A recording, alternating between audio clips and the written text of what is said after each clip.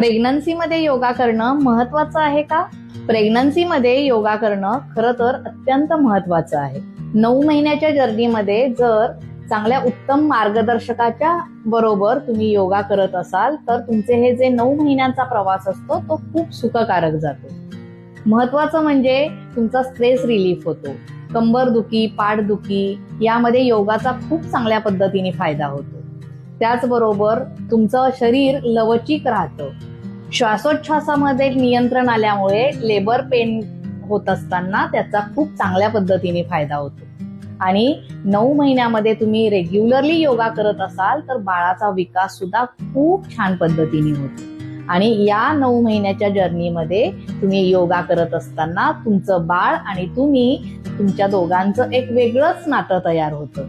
त्यामुळे तुम्ही तुमच्या डॉक्टरांच्या सल्ल्यानुसार नक्की योगा करू शकता. कसा वाटला व्हिडिओ आवडला असेल तर शेअर करा आणि अकाउंट मात्र नक्की फॉलो करा. थँक्यू.